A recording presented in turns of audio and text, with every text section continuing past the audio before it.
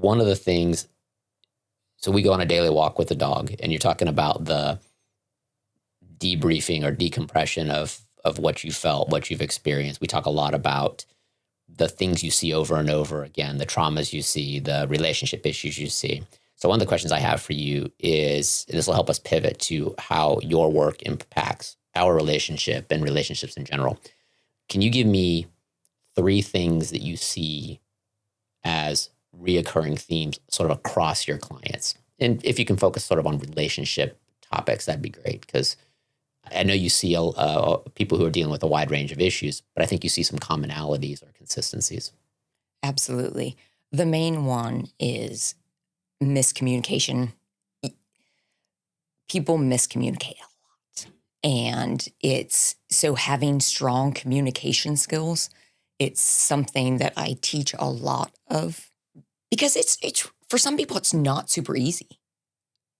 How do you talk to somebody, especially when you're experiencing intense emotions, anger, sadness, disappointment?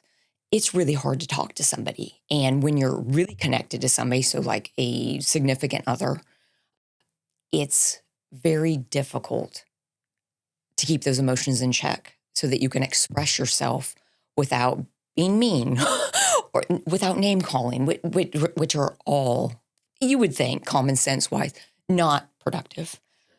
But in the moment, you don't always know that or feel that or be able to express yourself. So communication issues are very high up there. Second one is, I would think, respect, and especially respect for differences.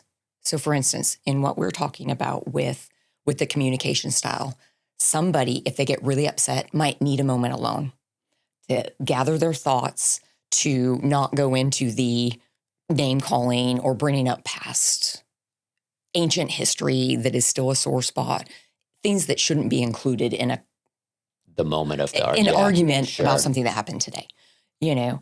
And so, and I've known, I hear it probably weekly, where somebody says, I said I needed a minute. I tried to go to my room to take a break, to collect myself, and I was followed. This happens with parents and children. This happens with significant others. It happens between siblings, right? A lot of times people, if their desire, some people like to process things right away and they want to work it out.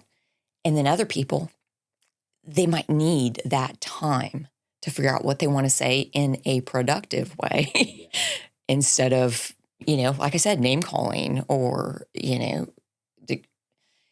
so respect for differences, especially. I'm loving this conversation because I'm sitting here processing. I'm going, ooh, which one's Melissa? Actually, I know which one Melissa is. You sometimes need a little moment to collect your thoughts and to go back at something. Yeah. So yeah, interesting. And it's not unusual because we're different people and couples are different people so for instance, you're pretty good at thinking on your feet and knowing what you want to say. I bet you, this is a guess, having known you for so very long, that you rarely go away from conversation thinking, oh, I wish I would have said that. Whereas that is something that's common with me. Oh, I wish I would have said, Yeah. No, yeah. Probably a lot. Not often. I mean, of course, sometimes. Yeah. There are definitely times where I was like, oh, I could have said that better, or, oh, I should have made this point. So that definitely happens. And I think in moments of conflict, we all have that, right? It's like, oh, I could have said this better. But probably, yeah, there's people who struggle with that way more than I do. But yeah, I see what you're saying there. Yeah. And also respect for differences in not just in communication, but like hobbies. You don't expect me to go to every sporting event that you want to go to. Oh, I do. And I get really upset when you don't.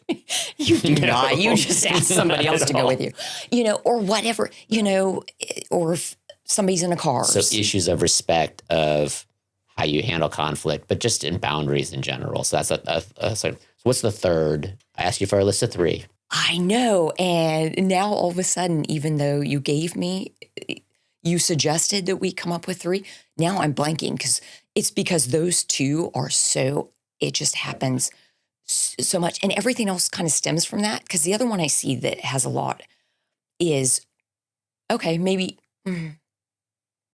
Another struggle that I see a lot when it comes to relationships is disproportionate division of child rearing or even work for that matter, Inequities in the In it. balance. Exactly. Interesting. That's another one. And being willing to discuss those instead of becoming resentful, because that's what will happen.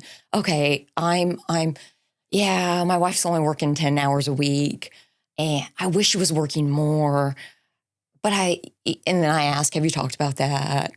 Well, no, and then eventually gets to it. Oh, yeah, I'm working so hard and she's not doing, you know. And so I think that's another one. I see a huge, where there's one parent that is the primary caregiver and sometimes the non-primary caregiver, I don't want to say helps out, but parents on a different level, and some that are just totally absent. They live there, but the baby cries and one person's doing all the changing of the diapers or doing all the baths or doing all and so it's that, I guess I think you hit it, the inequity that can happen in a relationship and comes back to communication. You have to talk about it. If you're feeling that you would like more assistance in earning money and caring for the kids and doing the yard work and doing the housework, you have to say that. And a lot of people are hesitant, either because of history, either with their significant other or how they were growing up.